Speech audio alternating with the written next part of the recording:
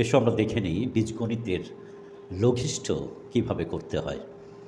১ নম্বর অঙ্কটি আমরা লবে দেখি এ স্কোয়ার বি আর হরে আছে এ কিউব সি।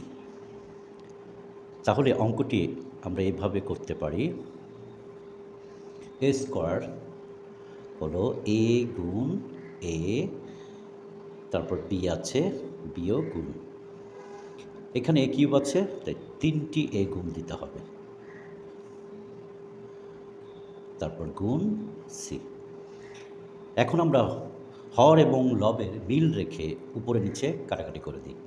এখানে একটা এ আছে, এখানে একটা এ আছে, হরের একটি এ লবের একটি এ কেটে দিই, এখানেও মিল আছে তাই এখানেও একটি এ কেটে দিই, উপরেও একটি এ কেটে দিই।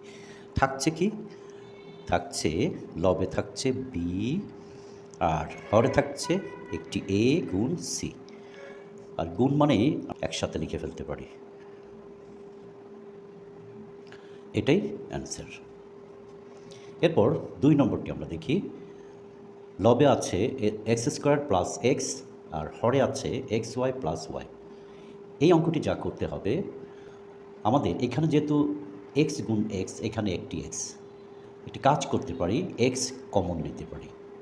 এক্স কমন নিলে এখানে থাকবে একটি এক্স আর এখানে হবে 1। কমন নেওয়া মানে এই দুটোকে ভাগ করা। তো এক্স দিয়ে আমি দুটোকে ভাগ করেছি, তো ভাগ করে পেয়েছি এক্স স্কোয়ার থেকে এক্স, অর্থাৎ এক্স এক্স গুণ করলে এক্স স্কোয়ার আর এক্স 1 গুণ করলে এক্স।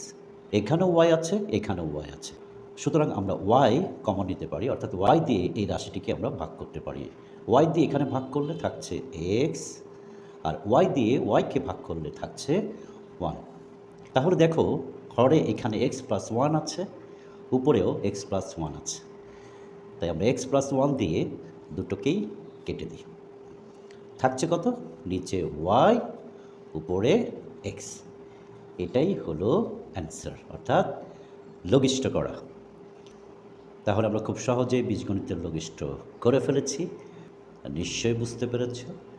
কেমন লেগেছে, বুঝতে পেরেছ কি না কমেন্ট করবে, লাইক করবে, শেয়ার করবে। অনেক অনেক ধন্যবাদ।